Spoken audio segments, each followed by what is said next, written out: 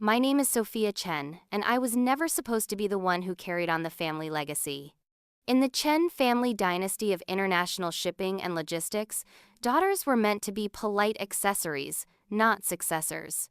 Our company, Chen Global Transport, was a titan in the industry across Asia and the Pacific, but it might as well have been called Chen Sons Transport for all the opportunity I was given. I still remember the way my father would parade my brothers around at corporate events, introducing them as the future of Chen Global, while I stood in the background, expected to smile and pour tea. It wasn't that I didn't try. I worked harder than anyone. While my brothers were being groomed with executive lunches and golf outings, I was studying supply chain economics at night, learning Mandarin, Korean, and Japanese to better understand our Asian partners, and creating spreadsheets analyzing inefficiencies in our Pacific routes that no one would bother to read. By 25, I had 3 degrees in MBA, a master's in international business, and a bachelor's in logistics management. My brothers had business cards with the titles Vice President of Strategy and Director of Operations despite barely finishing college. Meanwhile, I was given the title Special Projects Coordinator Corporate Speak for having no real authority at all. The breaking point came during the quarterly board meeting when I was 27.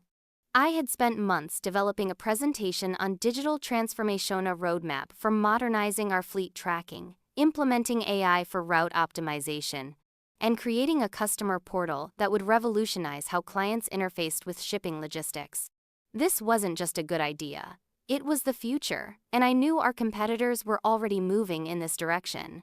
I had practiced my pitch for weeks, rehearsing in front of my bathroom mirror until my voice no longer shook when I spoke about projected ROI and implementation timelines.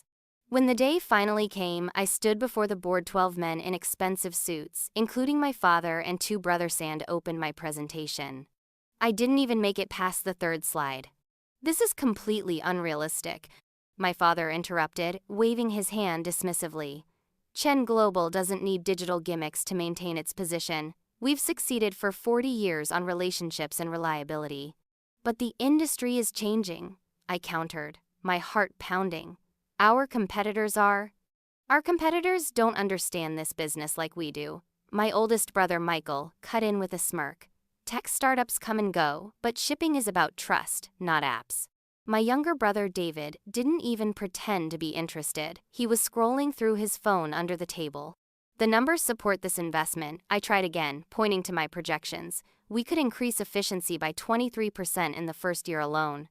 "Numbers on a slide aren't reality, Sophia," my father said, his tone dripping with condescension. "This is why women struggle in this industry. Too emotional, too attached to ideas instead of practicalities." The room fell silent. No one looked at me. No one defended me. Not even my uncle, who had privately told me my ideas were brilliant. My father cleared his throat. "Thank you for your enthusiasm. Let's move on to actual business." I stood there for what felt like an eternity, my carefully crafted presentation still glowing on the screen behind me, my voice stuck in my throat. Then I gathered my materials, closed my laptop, and walked out. No one called after me. No one seemed to notice I had left. That night, I sat in my apartment overlooking the harbor where Chen Global ships came and went like clockwork. I watched them from my window, massive vessels carrying the family name in bold letters, moving cargo worth millions, all part of a legacy I would never be allowed to shape. For the first time in my life, I stopped fighting for a seat at their table. Instead, I decided to build my own. I resigned the next morning with a brief email. My father didn't call. My mother texted that I was being dramatic. My brothers made jokes in the family group chat about me finally accepting I wasn't cut out for real business. The only person who reached out genuinely was Li Wei, my father's assistant of 20 years, who simply wrote, "They will regret this." With my savings and a small inheritance from my grandmother, the only person who ever believed I could run the company someday, I moved across the country and started from zero. I named my new company Horizon Logistics not because it sounded good on letterhead, but because where they saw limits, I saw possibility stretching to the horizon. The early days were brutal. I converted my 1-bedroom apartment into an office, sleeping on a pull-out couch and working 18-hour days. I focused on a niche the big players like Chen Global ignored: small to mid-sized businesses that needed customized logistics solutions but were too small for the major shippers to bother with.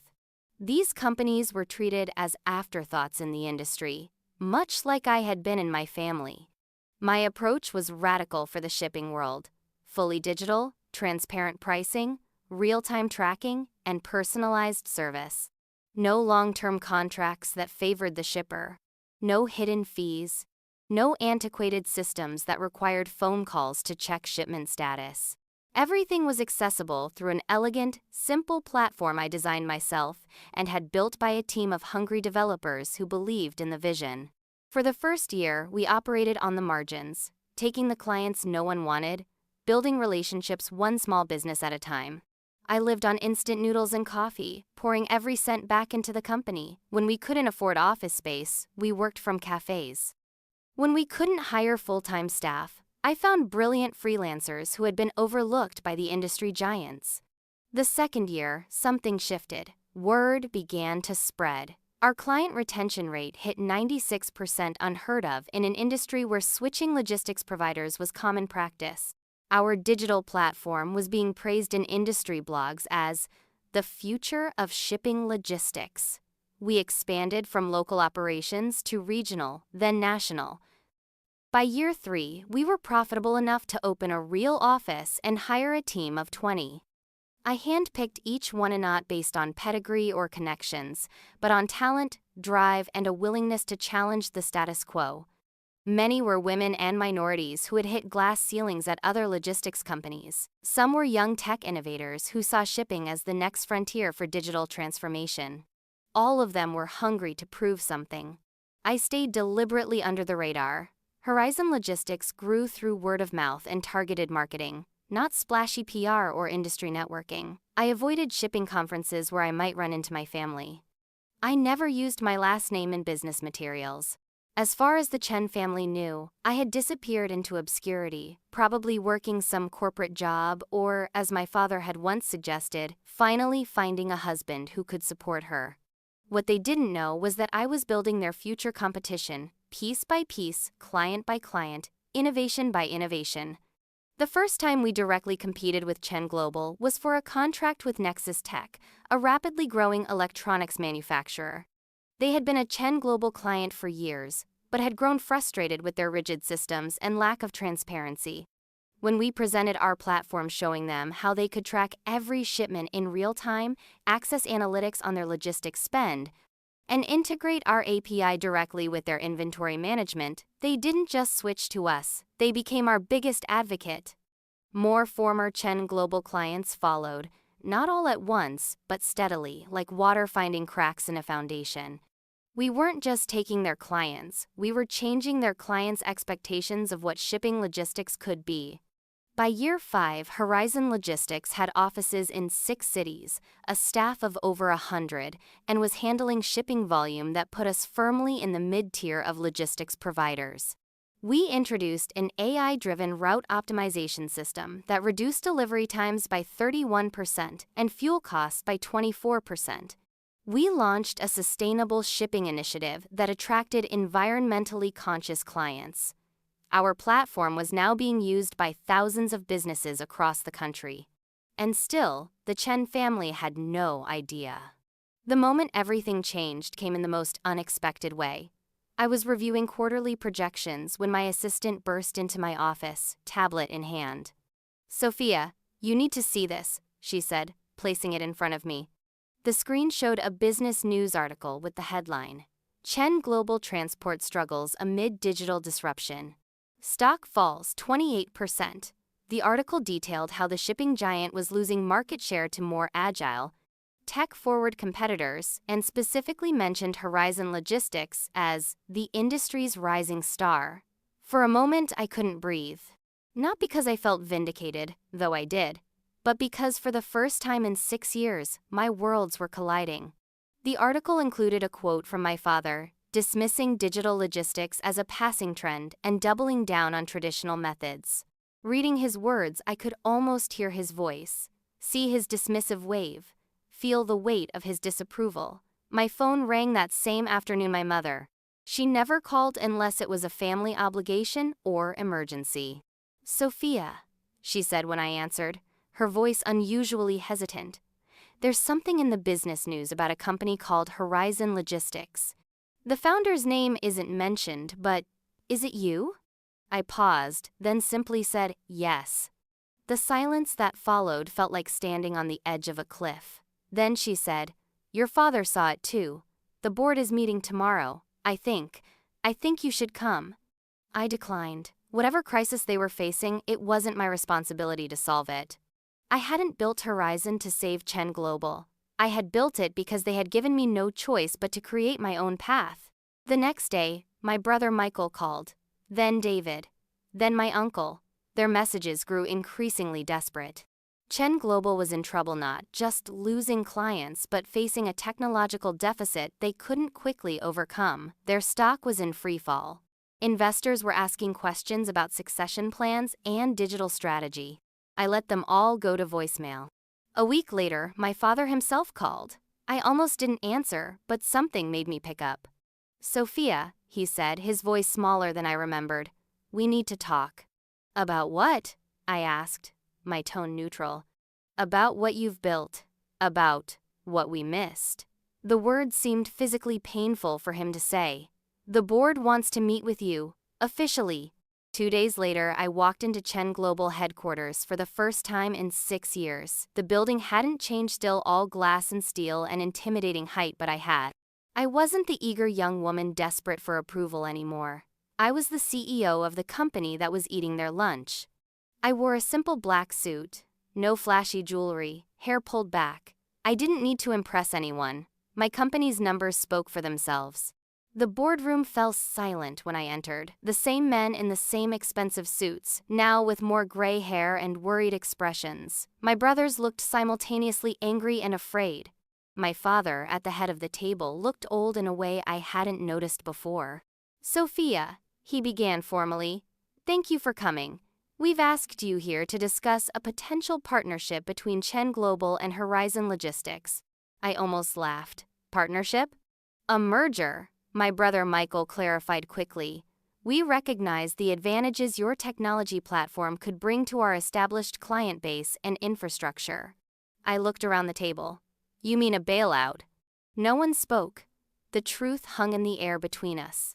6 years ago, I stood in this room with a plan to digitize Chen Global's operations, I said evenly. I was told it was unrealistic, emotional, impractical.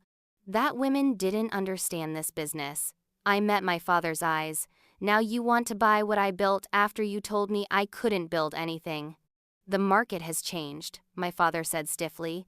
No, I corrected him. The market was always changing, you refused to see it. The meeting lasted 3 hours. They presented their offer merger that would essentially be an acquisition of Horizon's technology while keeping the Chen family in control. I declined. They increased the offer. I declined again. What do you want, Sophia? My father finally asked, frustration breaking through his careful facade.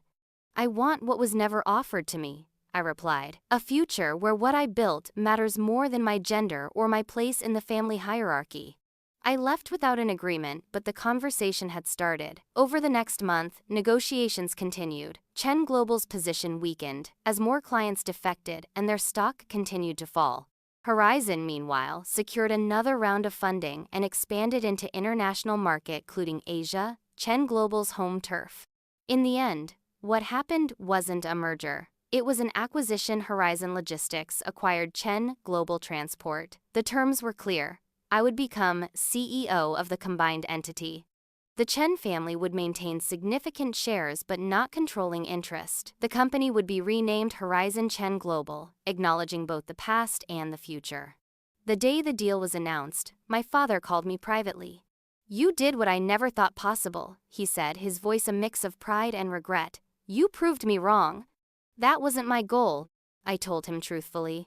My goal was to build something that worked the way it should. Something that served clients better, treated employees fairly, and embraced the future instead of fearing it. There was a long pause before he asked, when did you become so wise? I always was, I answered. You just never listened. The business press called it a seismic shift in the logistics industry. They dubbed me the heir who built her own kingdom. Industry analysts praised the bold move. Within weeks, our stock had risen 47%, and competitors were scrambling to accelerate their own digital transformations. But the headline that meant the most to me wasn't in any major publication. It was framed on my grandmother's wall when I visited her after the acquisition was complete. She had cut it out of the business section of a local paper. Sophia Chen redefines family legacy, takes helm of global shipping empire. I always knew, she told me with a smile, squeezing my hand. As for me, I don't run the company to prove anything anymore. I run it because I built something that works, something that matters, something that changed an industry. And every day when I walk into my office, the same office where my father once told me I didn't belong, I remember the most important lesson of my journey. Sometimes being underestimated is the greatest advantage of all. Let them dismiss you. Let them doubt you. Let them believe you've disappeared. And then build something so undeniable they have no choice but to see you not as you were, but as you've become. My name is Sophia Chen, and I was never supposed to lead this company. But sometimes the people who aren't supposed to lead are exactly the ones who should.